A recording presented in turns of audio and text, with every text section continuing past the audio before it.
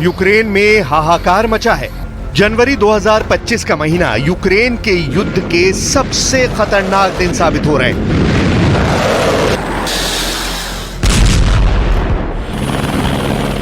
और अब इन तस्वीरों ने ज़ेलेंस्की की सेना के अंदर बड़ा हड़कंप मचा दिया है। रूस का सबसे बड़ा कमांडर और पुतिन का सबसे भरोसेमंद जनरल अचानक यूक्रेन की जमीन पर उतरा। युद्ध में जो तबाही हुई है उसके लिए रूस के सबसे खतरनाक फौजियों को बहादुरी का तमगा दिया जा रहा है।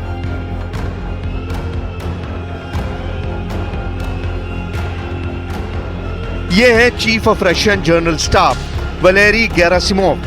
आखिर यूक्रेन की जमीन पर क्यों पहुंचा रूस का सबसे खतरनाक कमांडर जनरल वलेरी गेरासिमोव, जिसे ज़ेलेंस्की की फौज कहती है कमांडर खामोश खोपड़ी, जिसको डिकोड करना बहुत मुश्किल है।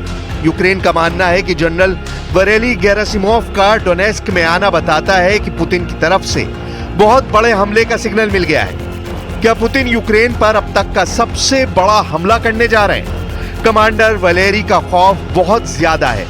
रूस की फौज भी जनरल वलेरी की कमान में लड़कर कहती है, जब तक तोड़ेंगे नहीं तब तक छोड़ेंगे नहीं।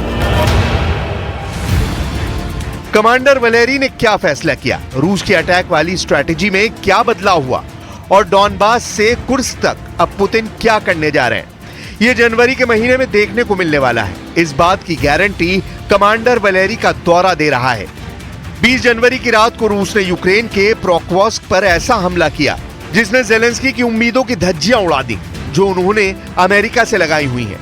9 मंजिला इस इमारत पर जब रूस का हमला हुआ तो इसके 6 फ्लोर जलते हुए अंगारों में तब्दील हो गए। यूक्रेन का दावा है कि रूस ने 131 ड्रोन से पोक्रोस्क पर अटैक किया। ये रूस को ईरान से मिले शाहिद ड्रोन थे। यूक्रेन की फौज के मुताबिक 131 में से 72 ड्रोन मार गिराए गए, वहीं 59 ड्रोन को जाम कर दिया गया। लेकिन जलती हुई ये इमारत बता रही है कि कुछ हमलों को रोकने में यूक्रेन नाकाम रहा।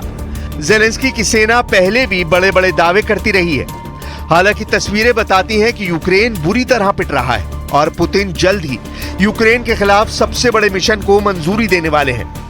अब जनरल वलेरी का यूक्रेन जाना इस बात का सिग्नल है जिसकी तरफ पुतिन के बहुत ही खास साथी अलेक्सी जुरावल्योव ने इशारा किया था। कमांडर वलेरी गेरासिमोव के इरादे कुछ अलेक्सी जुरावल्योव की बातों की तरफ इशारा कर रहे हैं। अलेक्सी ने कहा है कि तीसरे विश्व युद्ध के लिए पुतिन तैयार हो जाए, नहीं तो बहुत पछताएंगे। पुतिन को पश्चिम से युद्ध से हिचकना नहीं चाहिए। सवाल है कि क्या जो बात पुतिन खुद नहीं कहना चाहते वो अपने करीबियों से कहलवाकर नेटो में दहशत पैदा करना चाहते हैं? क्या इसे पुतिन की तरफ से अमेरिका और नेटो को सीधी धमकी कहा जाए? क्योंकि जिस व्यक्ति ने यह बात कही है वो पुतिन का बेहद करीबी है। रूस में संसद की रक्षा समिति के उप प्रमुख और सीनियर सांसद अलेक्सी जुरावल्योव ने कहा कि देश के नौजवानों को अगले 3 सालों में विनाशकारी विश्व युद्ध का सामना करने के लिए तैयार रहना चाहिए। अब पश्चिमी देशों के साथ रूस के टकराने का खतरा है और मॉस्को को इससे बिल्कुल पीछे नहीं हटना चाहिए। लेकिन अब रूस को डराने वाली खबर वॉशिंगटन डीसी से आई है, क्योंकि व्हाइट हाउस में जाने के बाद राष्ट्रपति डोनाल्ड ट्रंप ने यूक्रेन को लेकर ऐसा फैसला किया है जिससे कीव और मॉस्को दोनों जगह पावर सेंटर बेचैन है। ट्रंप का नया फैसला इतना खतरनाक है कि ये नेटो को ताकतवर भी बना सकता है और उसे पूरी तरह तोड़ भी सकता है। And one thing on that, I think they should lift their number not to 2% but to 5%. NATO should be at 5%, not at 2%. 2% is ridiculous. Trump का साफ साफ कहना है अमेरिका अब नेटो की टोकरी में वो सबसे ज्यादा हथियार नहीं डालेगा। अब नेटो को जिंदा रखने के लिए यूरोप को भी बराबर का भागीदार बनना पड़ेगा। यही वजह है कि ट्रंप ने नेटो के हर देश को बजट का 5% डिफेंस पर खर्च करने के लिए कहा है, जबकि असलियत यह है कि बहुत से नेटो देश 2% भी रक्षा बजट के लिए नहीं देते। नेटो को लेकर एक बड़ी खबर इस वक्त लातविया से भी आ रही है, जहां स्वीडन की सेना तैनात की जा चुकी है। लातविया वो देश है जिसका पूर्वी बॉर्डर रूस से लगता है और नेटो के खिलाफ जब भी पुतिन कोई बड़ा एक्शन लेंगे तो उनका पहला टारगेट लातविया ही बनेगा।